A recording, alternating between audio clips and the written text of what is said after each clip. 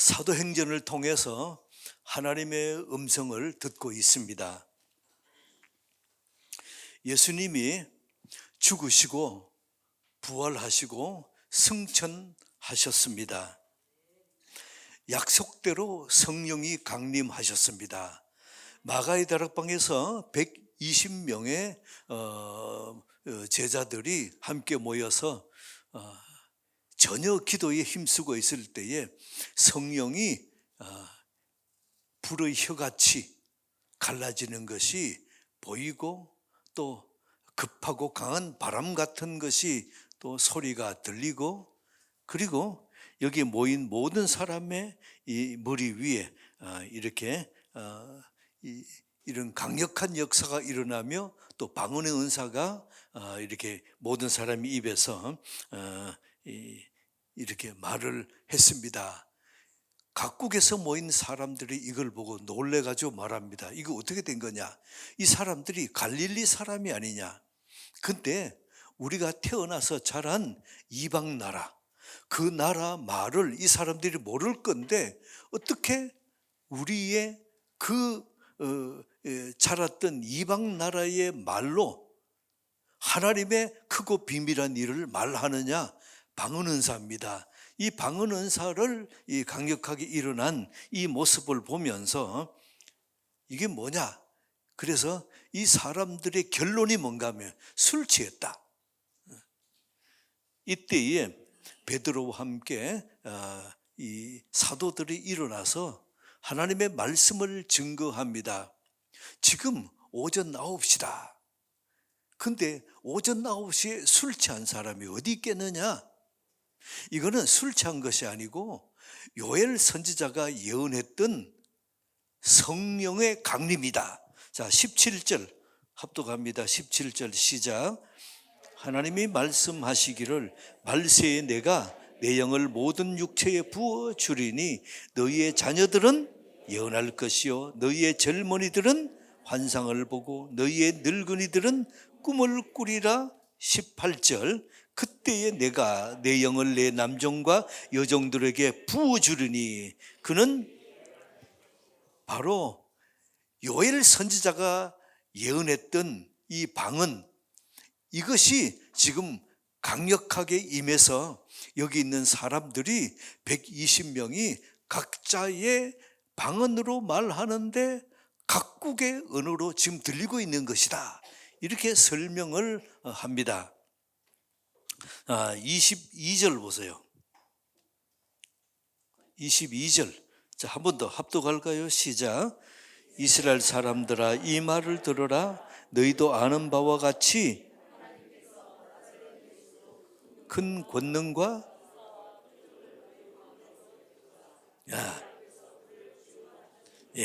자, 쉽게 풀어보면 이겁니다. 하나님께서 나사렛 예수가 권능, 기사, 표적 이걸 나타내셨다는 것은 뭔가 하면 하나님이 예수를 메시아로 이렇게 인정받는 증거들을 보여주셨다. 이제 이런 얘기입니다. 근데 23절에 그런데 중반에 보세요. 너희가 법 없는 자들의 손을 빌려, 법 없다, 하나님의 말씀이 없는 사람, 곧 로마 사람들을 얘기합니다. 로마 사람들을 손을 빌려서 그 예수를 못 박아 죽였다. 이렇게 풀어갑니다.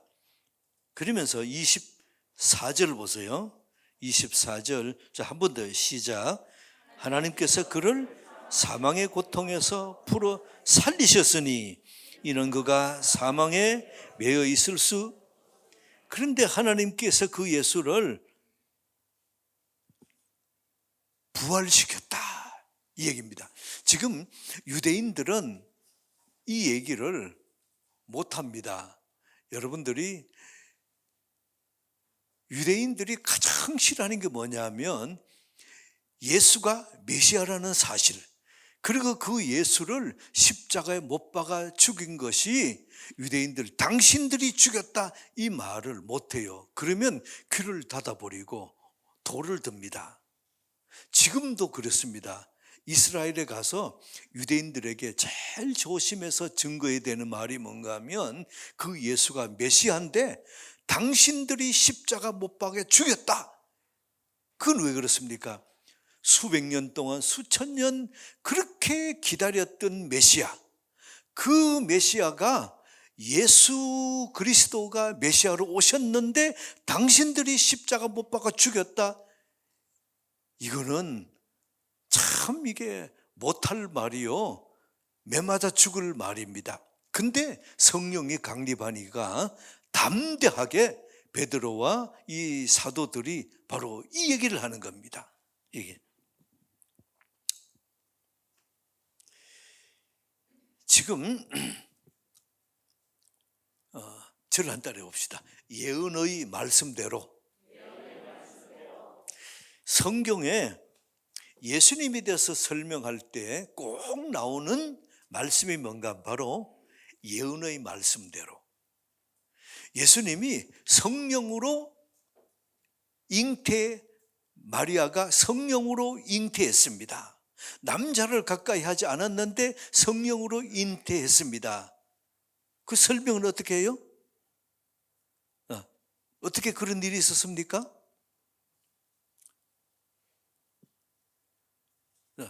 제가 먼저 같이 했지요. 예언의 말씀대로. 한 번 더, 예언의 말씀대로. 처녀의 몸에서 잉태했습니다. 예언의 말씀대로. 병을 고치고 장님의 눈을 뜨게 했습니다. 아멘. 고난을 받고 채찍에 맞았습니다. 십자가에 못 박혀 죽으셨습니다. 죽음에서 부활하십니다. 그 예수가 승천하셨습니다. 그래서 예수님에 관해서 설명 모든 말씀은 예언의 말씀대로, 예언의 말씀대로. 25절 보세요. 25절. 자, 시작. 다윗이 그를 가리켜 이르되 내가 항상 내 앞에 계신 주를 배웠으며 나를 요동하지 않게 하기 위하여 그가 내 우편에,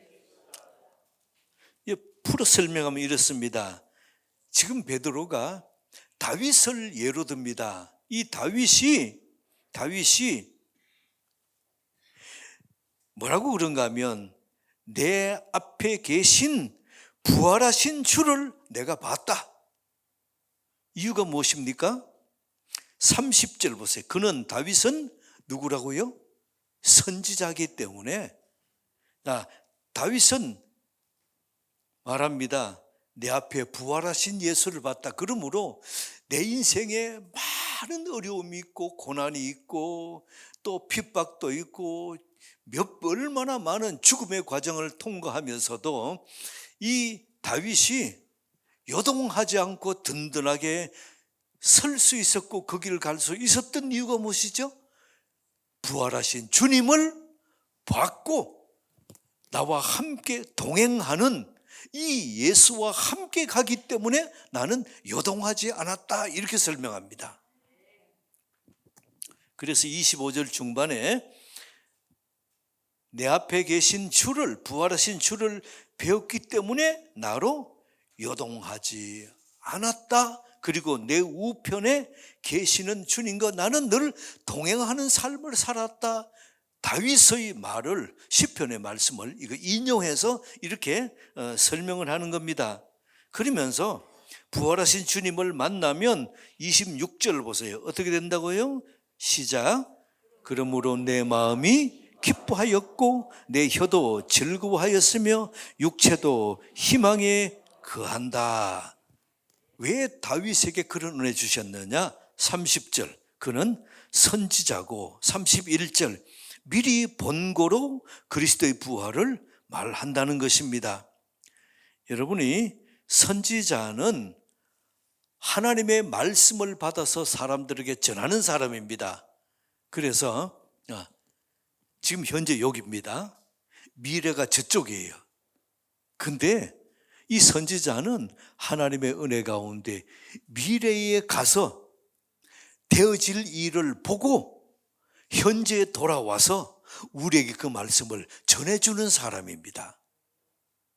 그 전해준 그 말씀이 어떨 때는 50년 후, 100년 후, 300년 후, 800년 후에 그 일이 그대로 성취될 수도 있습니다. 자, 예수님이 십자가 돌아가실 때 십자가 밑에서 예수님이 당했던 고통과 또 죽음을 자세히 올려다보고 그걸 그대로 기록한 말씀이 있어요. 이사야서 볼까요? 53장 5절. 자, 여러분이 이 말씀을 보면서 보세요. 이 말씀이 이사야가 예수님이 십자가 달리시기 800년 전에 기록한 말씀이에요. 근데 십자가에서 고통당하고 매맞고 죽음당하는 그 어려움을 그대로 보고 기록한 것처럼 기록했어요. 그것이 800년 후에 그대로 이루어졌습니다. 이것이 예언입니다. 이것이 선지자의 말입니다. 자, 같이 읽어볼까요? 시작. 그가 찔림은 우리의 허물 때문이요 그가 상함은 우리의 죄악 때문이라. 그가 징계를 받음으로 우리가 평화를 누리고 그가 채찍에 맞음으로 우리가 나음을 입었도다. 아멘. 왜 이렇게 자세한 이런 말씀을 성경에 기록할 수 있었습니까? 30절. 그는 누구라고요? 선지자이기 때문에. 다윗은 선지자이기 때문에 31절. 미리 본 거로 그리스도의 부활도 미리 보고 지금 말씀을 전하는 것이다. 이렇게 말을 합니다. 성령의 감동을 받은 베드로는 다윗을 선지자로 표현합니다. 그래서 다윗이 부활한 예수를 전하는데 32절에 이 예수를 하나님이 살리셨고 이 일은 우리가 봤던 우리가 증인이다. 이렇게 말씀합니다. 그리고 33절 보면 하나님이 예수님에게 성령을 주시고 예수님이 이 성령을 받아서 우리에게 부어주셨다. 이렇게 말씀합니다. 자, 33절 합독합니다. 시작. 하나님이 오른손으로 예수를 높이심에 그가 약속하신 성령을 아버지께 받아서 너희가 보고 듣는 이것을 어떻게 해요? 부어주셨느니라. 근데 한 단계 더 베드로는 한 단계 더 적용을 합니다. 그런데 그 예수를 너희들이 십자가 못 박아 죽였다. 자, 36절 시작. 그런즉 이스라엘 온 집은 확실히 알지니 너희가 십자가에 못 박은 이 예수를 하나님이 주와 그리스도가 되게 하셨느니라. 주와 그리스도 메시아가 되게 하셨다는 것. 예수님을 메시아로 되게 하셨는데 너희가 십자가에 못 박아 죽였다. 유대인들이 그렇게 싫어하는 말을 담대하게 선포하는 겁니다. 그러면 유대인들이 돌을 들고 쳐서 죽이면 어떻게 해요? 죽으면 죽으리라. 그리고 담대하게 선포합니다. 성령 받으면 이런 담대함이 생기고 흔들림이 없는 요동하지 않는 은혜가 임하는 것입니다. 자, 성령께서 이런 담대함으로 증거했던 이걸 보면서 우리에게 적용해 봅시다. 이제 오늘 본문의 말씀을 우리가 핵심만 우리 살펴봤습니다. 이걸 우리에게 어떻게 적용할 것인가? 자, 25절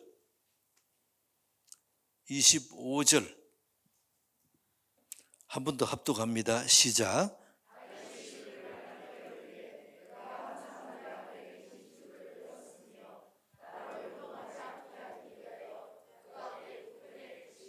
아멘. 다윗이 선지자 이 다윗이 그를 예수님을 가리켜 이르되 내가 항상 내 앞에 계신 주 누구예요? 부활하신 주.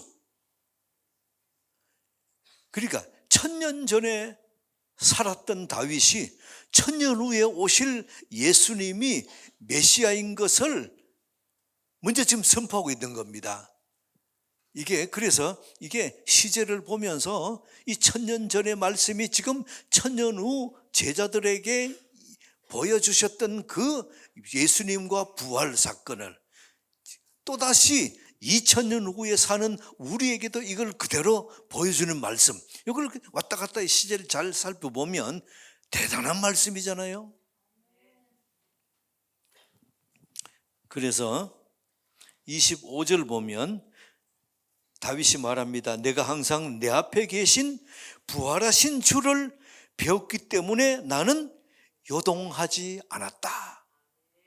우리 인생에도 철을 따라 봄, 여름, 가을에만 한 번씩 이렇게 요동하면 괜찮을 것 같아요. 근데 우리는 어때요? 초석으로 아침 저녁으로 생각이 이랬다 얼마나 뒤집어 엎는지, 이게 우리 모습이거든요. 성령을 받고 부활하신 주님을 보면 우리는 요동하지 않습니다. 요한복음 1장에 보면 47절에 보면 예수님께서 나다 나애를 보시고 뭐라 그런가 하면 너는 간사하지 않다. 이 뭡니까? 너 마음이 요동하지 않는구나. 이걸 축복해 줍니다. 오늘 사도행전 2장 25절에는 다윗이 이런 많은 어려움과 고통 가운데서도 흔들리지 않았던 이유가 무엇입니까? 부활하신 주님을 보았고 부활하신 주님과 함께 항상 동행했기 때문에, 그래서 요동하지 않는다. 다윗은 지금 이거를 말하고 베드로가 풀어서 지금 설명해 주는 것입니다. 저를 따라 봅시다. 부활하신 주님을 만나면 요동하지 않는다. 아멘. 여러분 축복합니다. 요동하지 않고 견고한 인생을 사는 은혜 있게 축복합니다. 교환을 보면 부활하신 주님을 바라보는 사람들은 1번 뭡니까? 아멘. 요동하지 않습니다. 그 다음에 2번은 뭡니까? 기쁜 마음, 즐거운 말, 결국은 희망이다. 자, 이게 뭐냐 하면 26절. 부활하신 주님을 만나고 동행하는 사람은 자, 세 가지 뭡니까? 내 마음이 기쁘고 혀도 즐겁고 육체도 희망에 거하고, 이거를 우리말로 이렇게 적용해 봅시다. 다윗은 사울을 죽일 수 있는 그러한 상황이 있음에도 불구하고 안 죽였습니다. 그리고 일관되게 흔들림 없이 똑바로 주님 향해서 그 길 갔습니다. 어떻게 그럴 수 있느냐? 오늘 비밀을 말씀해 주는 거예요. 다윗은 시므이와 욕하고 돌을 던지며 이렇게 할 때에 옆에 있는 장굴이 그러죠. 저놈, 거짓말하는 저놈, 내가 가서 목을 따겠습니다. 그러니까 다윗이 뭐라 그럽니까? 놔둬라. 내가 저런 사람을 용서하는 걸 보고 하나님이 내 죄를 용서하시고 다시 회복해 주실 것 아니냐. 이렇게 흔들림 없이 일관되게 갔던 이유가 무엇이라고요? 오늘 비밀을 말씀해 주는 거예요. 다윗은 어때요? 부활하신 주님을 봤고 그 부활하신 주님과 함께 동행하는 삶을 살았습니다. 그렇기 때문에 어때요? 다윗은 요동하지 않았고, 그 다음에 오늘 26절에 보면 마음이 기쁘고 혀가 즐겁고 육체도 희망이 있고, 자, 이거를 이렇게 우리에게 적용해 봅시다. 마음이 기쁘고, 여러분이 항상 기뻐하라 성경 말씀하는데 어떻게 항상 기뻐합니까? 오늘 다윗은 어떻게 항상 기뻐하고 회복되었습니까? 부활하신 주님을 받고 그 부활하신 주님과 함께 동행했습니다. 그랬더니 다윗은 어때요? 항상 기뻐하고, 이게 가능합니다. 그리고 그 다음에 혀가 즐겁고, 자, 이걸 어떻게 해요? 말이, 넉넉한 말이 나와요.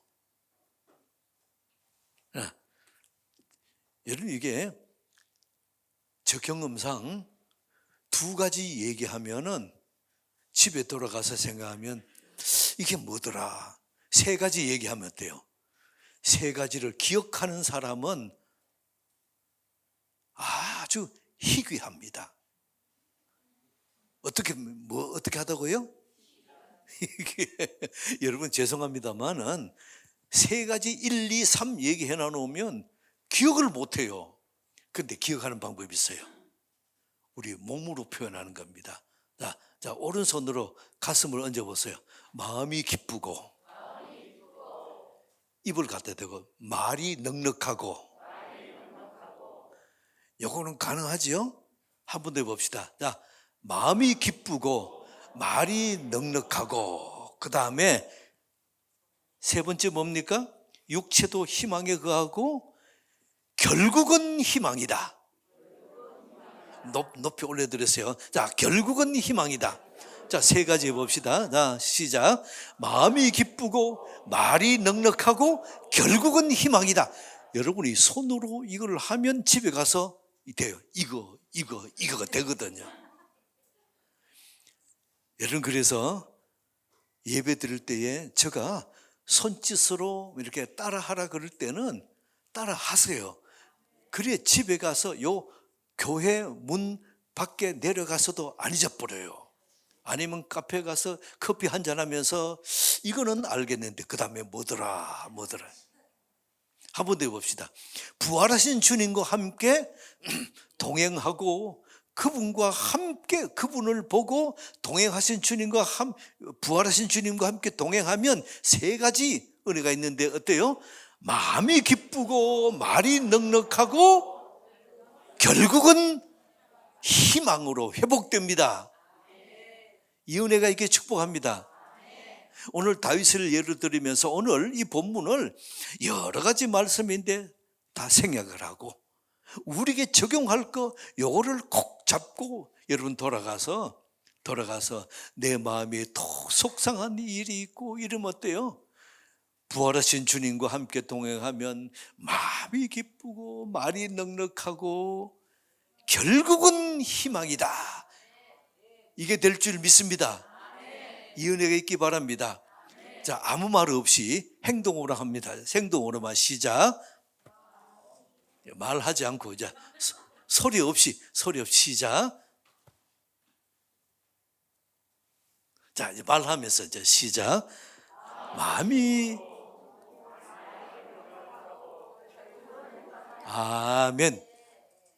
여러분, 이게 오늘 가서 집에서 하루에 한 번만 우리 주님과 함께 동행하면 마음이 기쁘고 말이 넉넉해지고 결국은 희망이다. 이 회복되는 것을 알고 여러분이 이게 하루에 한 번만 해보세요. 다음 주일 와서, 다음 주일 추석인데 또 가족들, 친척들을 만나면 속상한 일들 생겨요. 그러면 어때요? 부활하신 주님을 만나면 마음이 기쁘고 말이 넉넉해지고 결국은 희망으로 회복된다고 했는데 이 은혜가 있게 하여 주옵소서. 이번 추석은 승리할 줄 믿습니다. 자, 세 가지 소리내서 시작. 마음이 아멘. 하나님 아버지, 우리의 시선을 돌려서 부활하신 주님을 항상 바라보고 그분과 함께 동행하는 삶이 되게 하여 주옵소서. 마음이 기쁘고 넉넉한 말이 되고 결국은 희망으로 회복되는 은혜가 있게 도와 주옵소서. 예수 그리스도 이름으로 기도드리옵나이다. 아멘. 아멘.